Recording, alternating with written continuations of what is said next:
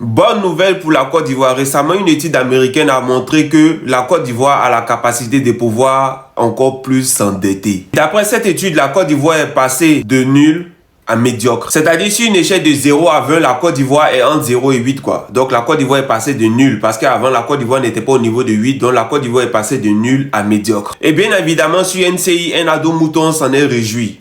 Écoutez. Kalilou? Alors, je partage le même avis que les autres, sauf que je dirais qu'il faut savoir apprécier les choses. Pour moi, c'est très important. La Côte d'Ivoire sort d'une crise il y a seulement 10 ans, on va dire 10-11 ans. Et, un peu plus? Oui, bon. Ça fait quand même longtemps. Bon, on va pas calculer les deltas. On va pas calculer les deltas. Il faut dire que la crise était profonde, on a touché le fond. Hein. Et puis, en 13 ans, on arrive justement à ce palier-là assez appréciable. Et puis, il faut savoir apprécier les choses pour en jouir. C'est important. Celui qui ne sait pas apprécier ses efforts qu'il fait ne saura pas apprécier les efforts des autres. Mais le problème, c'est que la Côte d'Ivoire va s'endetter jusqu'à quand?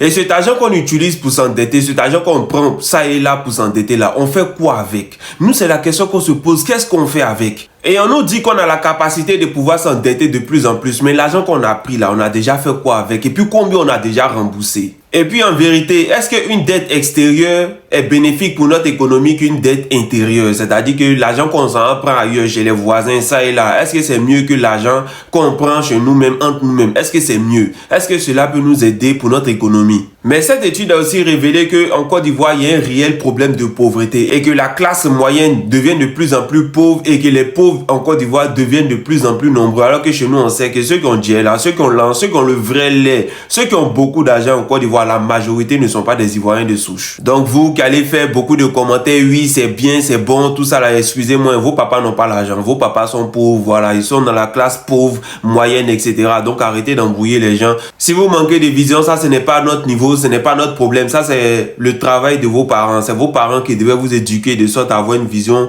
à long terme. Nous, ce n'est pas de notre faute, donc ce n'est pas à nous de venir refaire votre éducation. Cette étude a aussi révélé que la Côte d'Ivoire vivait, sinon survivait, grâce aux subventions du FMI et de la Banque mondiale. Ça, je l'avais dit déjà dans une autre vidéo, que si le FMI et la Banque mondiale nous retiraient leur aide, franchement dit, la Côte d'Ivoire serait sur asphyxie et la Côte d'Ivoire allait se retrouver dans de sérieux problèmes économiques parce qu'en vérité, on est sur respiration artificielle. Parce qu'en vérité, on ne produit rien. À part nos matières premières, on ne fabrique rien. On n'a pas de produits manufacturés, on ne produit rien, on ne vend rien. Donc tout ce qu'on a en Côte d'Ivoire, on achète, on prend ailleurs. Donc ce qui fait que notre économie n'est pas diversifiée, notre économie est médiocre, malgré qu'on a un économiste à la tête de notre pays. Mais ça, c'est à vous de donner vos avis dans les commentaires. Partagez, aimez, likez s'il vous plaît. On en